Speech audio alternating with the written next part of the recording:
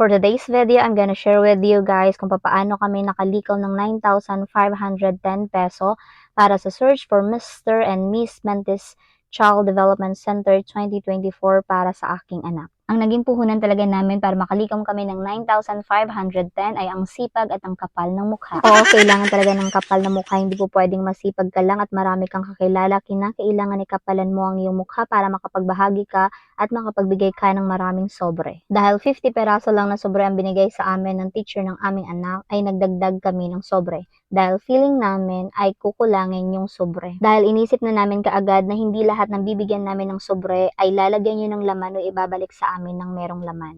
Dahil sa 50 peraso lang ang binigay ni ma'am at hindi namin sigurado na yung binigyan namin ng 50 na sobre na yun ay may babalik sa amin na merong laman, kaya naisip namin na i-photocopy yung tatak at idikit sa sobre. At dahil sa wala kami masyadong kakilala dito sa barangay na ito at dahil lilipat lang naman namin dito, naisip namin na magpadala ng mga sobre through online. Nagsipag kami na mag-send ng mga sobre through online sa lahat ng aming mga kakilala at hindi naman lahat ng aming mga kakilala at nasendan namin ng sobre through online ay nag-response din sa amin. Pero kahit ganun pa man, ay lubos kami nagpapasalamat sa lahat ng mga suporta na binigay nyo sa aming anak. Maliban nga din pala sa mga sobre na ipinamahagi namin, ay nagawa din kami ng box. Ang purpose nga pala namin sa paggawa ng box na ito ay para makalikom ng maraming coins. Ang mga coins at ang mga papel nga pala na laman ng box na ito ay nagmula sa mga students at mga teachers ng Margins. Kaya naman, ay sobra talaga kami nagpapasalamat sa lahat ng mga students at mga teachers na naghulog sa box na ito. Sa mga students nga pala ng grade 9 Pulintan at ng grade 10 Marquez, alam kong kayo ang nagpaikot ng box na ito, kaya maraming salamat sa lahat ng suporta ninyo para kay Yael.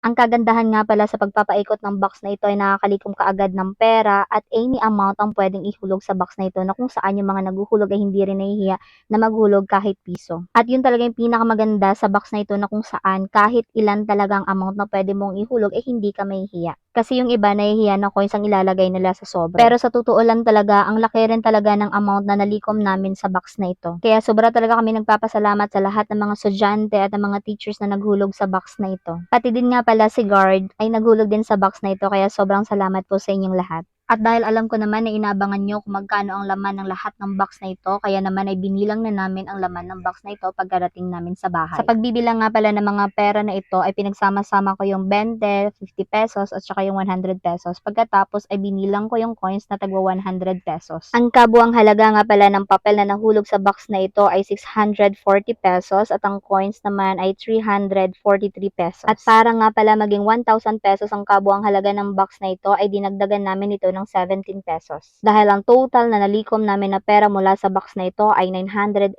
pesos. Muli, sa lahat po na naghulog sa box na ito ay maraming salamat po sa inyong lahat and may the Lord bless you always. At ito nga din pala yung mga sobre na sinend namin online na kung saan pinicturean lang namin tapos yung amount na pinadala po nila ay pinadala lang po nila sa aming GCash account. Dahil sa GCash po nila na ipadala yung mga pera ay nagpa-cash out po kami tapos sinulat namin dito sa sobre yung mga pangalan at kung ilang amount po yung kanilang sinend sa aming GCash account. Ang ginawa namin para hindi kami mahirapang maglista at kung sino yung mga nagpadala sa GCash account ay kung sino yung mga nagpadala sa GCash account ay sinusulat namin kaagad sa sobre yung mga pangalan at kung ilang amount po yun. February 23 ko nga pala pinagsama-sama lahat ng sobre na nagpadala through online. Kasi nga pala February 24, 10 AM ang canvassing ang bilangan ng mga pera ng mga kandidata at kandidato. So para hindi kami mahirapan, nung gabi pa lang talaga ay inayos na namin yung mga sobre. Ang kabuang halaga nga pala ng nalikom namin na pera through online nung gabi na yan, nung hanggang gabi na yan, February 23, ay nagkakahalaga po siya ng 6,660 pesos. At ito naman po yung mga sobre na nalikom o nakolekta po namin at naibalik po sa amin na kung saan ay hindi po siya through online. At ito na nga po yung sobre ng Margins and students and teachers na kung saan ay nagkakahalaga na po ng 1,000 pesos dahil dinagdagan po namin ng 17 pesos. Kaya sa lahat po ng aming mga kaibigan, pamilya, mga katrabaho, ang aking mga estudyante at ang aming mga kakilala na naghulog at nagbigay po ng suporta sa aming anak ay maraming salamat po sa inyong lahat. Ang lahat po ng mga pera na ito na nagmula po sa inyo ay dadalhin po namin bukas sa daycare center para po sa canvassing. At nung gabi ng February 23, ang kabuang halaga ng pera ni Yael ay 8,470. At ang lahat ng halaga po na iyon ay nanggaling po talaga sa inyo at hindi po talaga nanggaling sa amin maliban po sa 17 pesos na dinagdag po namin sa 1,000. At nung umaga nga February 24, mga alas 8 ay merong nagpadala ulit ng pera sa GCash na nagkakahalaga ulit ng 470 pesos. Kaya ang kabuang pera ng anak ko ng mga oras na yon ng alas 8 ay 8,940 na lahat. At sa mga oras na yon, naisip namin na ang laki na ng nalikom namin na pera na nagkakahalaga ng 8,940. Subalit ng mga bandang alas 9 ay may nagpadala ulit ng 200 and 300 pesos na nagkakahalaga ng 500 pesos. So nagpa-cash out kami ulit sa GCash. Kung inyong mapapansin, dahil sa wala na kaming sobre, yung pangalan nila ay nilagay namin doon sa ibang sobre na kung saan nilagyan din namin ng amount kung ilan yung kanilang pinadala. Kaya ang kabuang halaga ng nalikom namin na pera mula sa mga tao ay 9,440 pesos sa mga oras na yun, at para siya ay maging 9,510 ay dinagdagan namin ng 70 pesos. At 10 a.m. nga pala yung call time nila dito sa daycare center, at dahil malapit na nga palang mag 10 a.m. ay pumunta na kami dito sa daycare center. Sa pagpunta nga pala namin dito sa daycare center ay wala akong naramdamang kaba, dahil ang goal talaga namin kaya namin pinasali ang aming anak ay para masanay siya na makasalamuha yung ibang mga tao, dahil masyado talaga siyang mahiyain. At nung pumasok na nga pala kami sa kanilang room ay wala pa rin masyadong tao. Akala nga namin kami na yung late. Kasi bago nga pala kami pumunta sa school nila ay nagpa-cash out muna kami kasi nga merong huling nagpadala ng 500 pesos. At nung pumunta kami talaga sa school ng anak ko ay buong pamilya kami na nagpunta dito. Ako, yung dalawa kong anak at saka yung asawa ko. Sa pagpunta nga pala namin sa kanilang school, eto pa lang yung aming nadatnan na kung saan wala pa rin talaga masyadong tao. Hindi pa lahat ng kandidata o yung magulang ng mga kandidata ay nandito na. Kaya habang wala pa yung bilangan at wala pa rin naman si ma'am, ay naglaro muna yung aking anak. Mga 10:15 a.m. na nga din pala nag-start yung bilangan. Medyo hindi naman siya nagtagal ang bilangan kasi nga yung mga pera ay binuo na rin ng mga parents at hindi na masyadong nagbilang talaga ng maraming barya. Sa ganitong canvassing nga pala kasi, kung mas maraming coins ang naipresent ay mas matagal ang bilang. Subalit kung ang mga pera ay 20, 150, 1,000, kumbaga nabuo na siya kaagad, ay hindi masyadong mahirap bilangin. Inuna nga palang bilangin yung pera ng mga kandidata. Pagkatapos ay saka binilang yung pera ng mga kandidato. Nung pera pa lang ng mga kandidato yung mga binibilang, ay talaga namang namangha ako sa laki ng halaga ng naipresenta nila.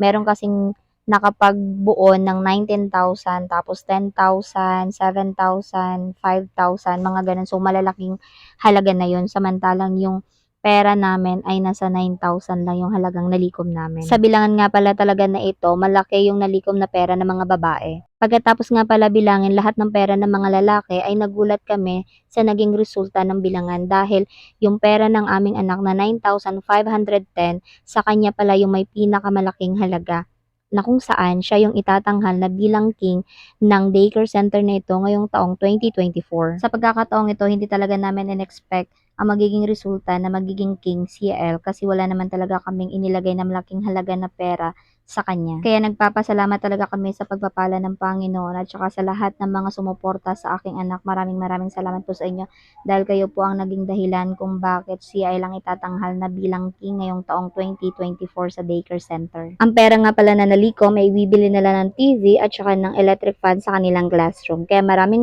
salamat po sa lahat ng inyong mga suporta. Pagkatapos nga pala ng bilangan ay umuwi kami saglit sa bahay. Dumiretso kami papuntang bayan. Pumunta nga pala kami ng bayan para maghanap ng isusuot ni Bulinggit, dahil napakahirap maghanap ng damit kapag malapit na ang event. Ang pera nga pala na ginamit namin para mabili mga kailangan ni Bulinggit ay nanggaling din doon sa shares niya sa daycare center. Akala namin nung una madali lang makahanap ng mga gagamitin ni Bulinggit.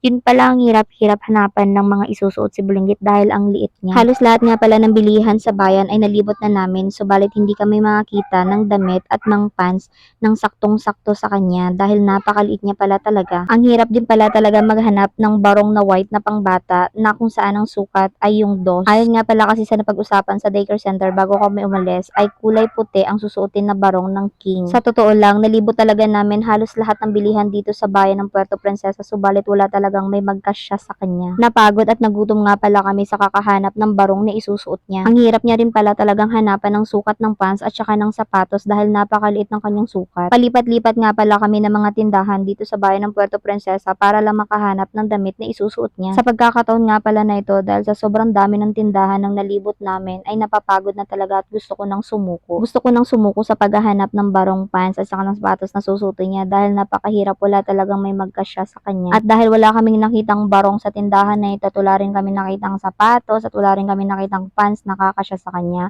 ay umalis na kami at naghanap na naman kami ulit kung saan kami pwedeng bumili naghanap kami ulit ng tindahan kung saan kami ulit papasok. Sa pagkakataong ito, akala ko sa papasukan namin na tindahan na ito, akala ko ay dito na namin mabibili lahat ng kanyang kailangan, subalit hindi pa rin pala talaga. Wala na nga kami makitang barong at saka pants na kakasya sa kanya, makulit pa itong dalawa. Wala nang ginawa kundi magtakbuhan ng magtakbuhan at nakakaalala yun kapag katakbuhan sila ng takbuhan kasi baka makabasag sila ng mga paninda. O kaya naman baka sila ay makasira ng paninda. At habang kami nga pala ay lumalakad sa tindahan na ito ay gustong gusto ng anak ko itong mga teddy bear na ito. At sa kabilang side nga pala ng mga teddy bear na ito ay merong mga gitara at ang mga gitara nga pala na ito ay gustong gusto ng mga anak ko. At kahit pa nga gustong gusto ng mga anak ko ang mga gitara na ito ay hindi pa rin namin ito bibilhin dahil hindi ito ang kailangan namin. At nandito na nga pala kami sa isa sa mga bilihan sa Puerto Princesa na kung saan dito kami nakakita ng barong. At ang barong nga pala na ito ay kung makikita mo hindi masyadong kasya sa kanya, medyo malaki. Medyo mahaba yun nasa braso niya tapos yung sa katawan ay medyo malapad kaya hindi muna namin siya binili.